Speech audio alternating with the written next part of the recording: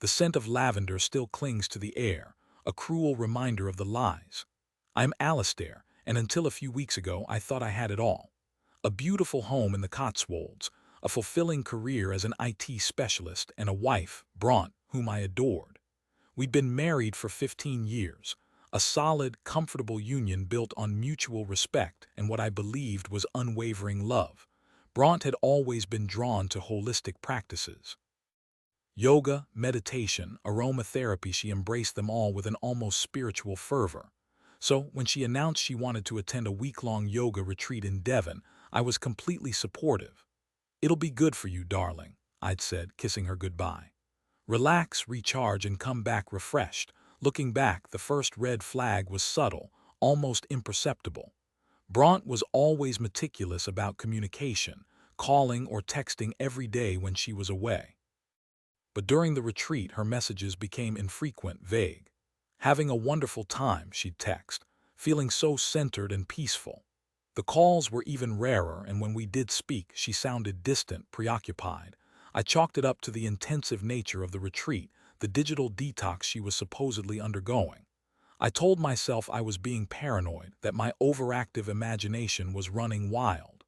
But a nagging unease persisted, a cold knot in the pit of my stomach. The second red flag arrived in the form of an unexpected credit card bill.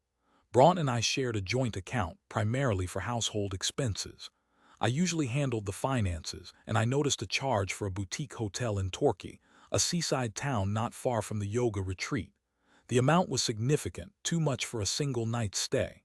When I asked Bront about it upon her return, she dismissed it with a wave of her hand. "Oh, that must be a mistake," she said, not meeting my gaze. "I'll call the bank and sort it out." But she never did. The bill remained unpaid, a silent accusation hanging in the air between us. I tried to ignore it, to trust her explanation, but the seed of doubt had been planted, and it was beginning to sprout. The final, undeniable proof came in the most unexpected way. One Saturday morning, I was tidying up Bront's study when I stumbled upon her journal. It was hidden at the bottom of a drawer, beneath a pile of old yoga mats. I knew I shouldn't read it, that it was a violation of her privacy, but the suspicion had become unbearable. I had to know the truth. My hands trembled as I opened the journal, my heart pounding in my chest.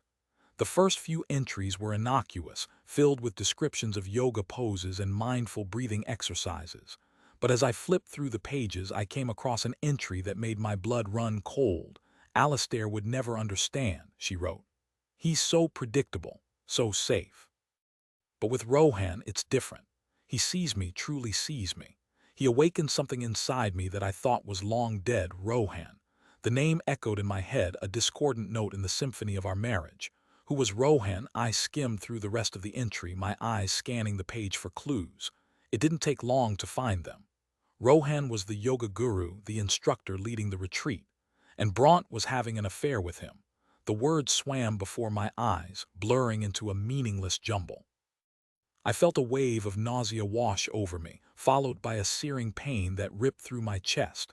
It was as if someone had punched me in the gut, knocking the wind out of me. I sank into a chair, the journal falling from my grasp. My mind raced, trying to make sense of what I had just read. Bront, my Bront, the woman I had loved and trusted for 15 years, was betraying me, with a yoga guru no less. The absurdity of it all mingled with the crushing weight of the betrayal, creating a cocktail of disbelief and rage. I wanted to scream, to smash something, to lash out at the world, but I couldn't. I was paralyzed, frozen in place by the sheer magnitude of the shock. Hours passed, and I remained in the same chair, staring blankly at the wall. Bront returned home late that afternoon, her face flushed and radiant. "Did you have a good day, darling?" she asked, kissing me on the cheek. Her touch now felt like a brand, searing my skin with its hypocrisy. I said nothing, simply handed her the journal. She took it, her smile faltering as she recognized the familiar cover. Her eyes widened in horror as she realized what I had done. "Alistair, I can explain," she stammered, her voice trembling. But I didn't want to hear her explanation. I didn't want to hear her lies. The truth was there in black and white, etched into the pages of her journal. "Who is Rohan?" I asked, my voice flat and devoid of emotion. She hesitated, her eyes darting around the room, searching for an escape. He's just a friend, she said, her voice barely a whisper. A friend you're sleeping with, I retorted, my voice rising slightly. She flinched, her face paling. It's not like that, she said, her voice pleading. It's more spiritual. He understands me in a way you never could. Spiritual, I repeated, my voice dripping with sarcasm. So betraying your vows, lying to your husband, that's all part of your spiritual journey. She didn't answer, her silence a tacit admission of guilt. I want you to leave, I said, my voice firm. I want you out of this house. She stared at me, her eyes filled with disbelief. Alistair, you don't mean that, she said. We can work through this.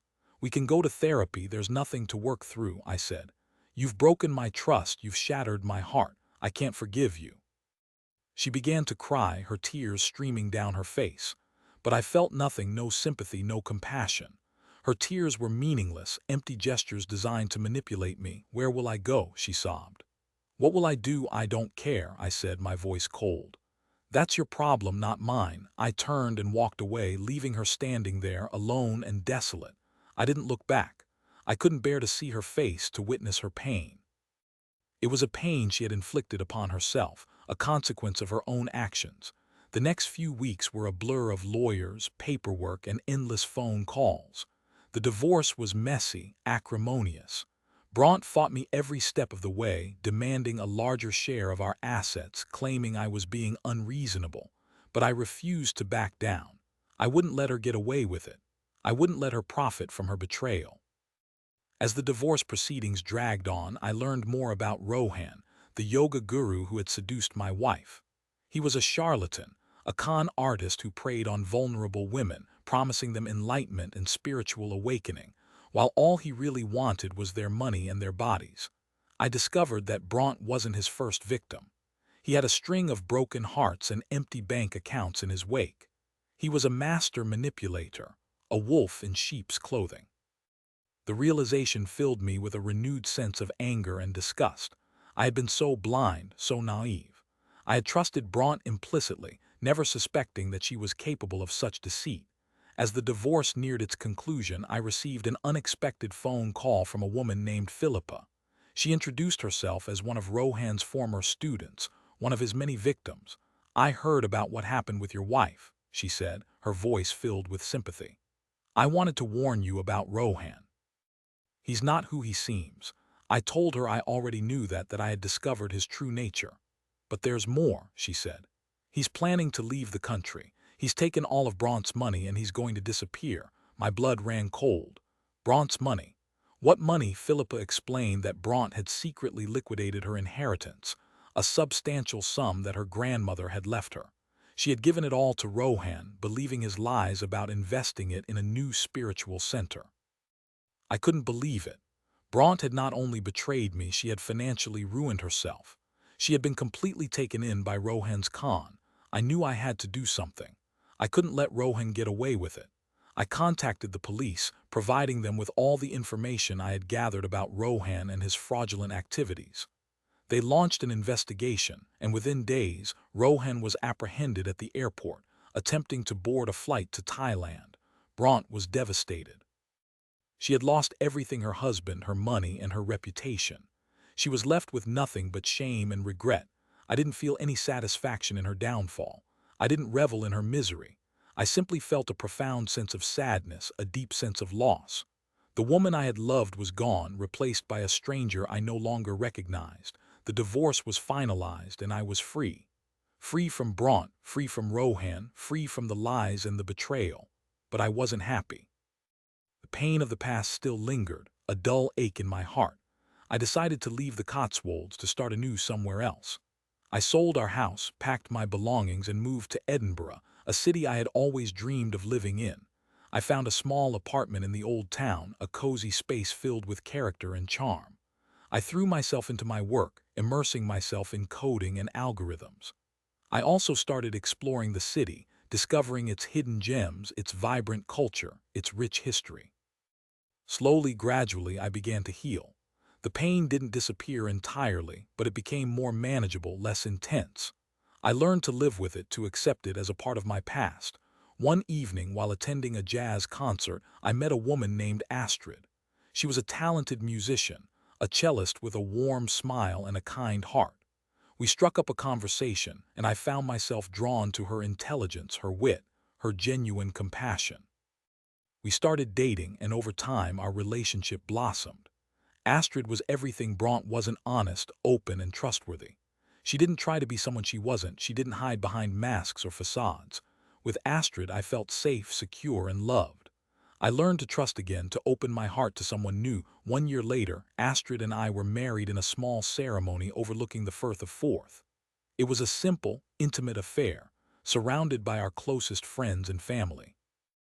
As I stood there holding Astrid's hand, I realized that I had finally found happiness again. The pain of the past was still there, but it no longer defined me.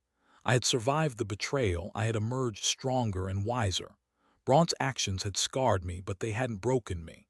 They had taught me a valuable lesson about the fragility of trust, the importance of honesty, and the resilience of the human spirit.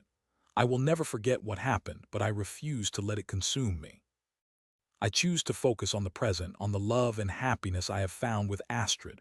Bront eventually contacted me years later. Rohan had left her, penniless and alone. She was working as a waitress in a small cafe, struggling to make ends meet. She asked for forgiveness, for a second chance. I couldn't give her either. The trust was gone, the love extinguished. I wished her well, but I couldn't bring myself to forgive her. The pain was still too raw, the betrayal too deep. I have moved on, building a new life filled with love, laughter, and genuine connection. Bront remains a ghost from my past, a reminder of the pain I endured, but also a testament to my strength and resilience. I am Alistair, and this is my story of betrayal, loss, and ultimately, redemption. My life was shattered by Bront's infidelity, and I had to piece myself back together, brick by painful brick. I hope my experience serves as a stark reminder of the devastation caused by cheating and the importance of choosing honesty and integrity in your relationships.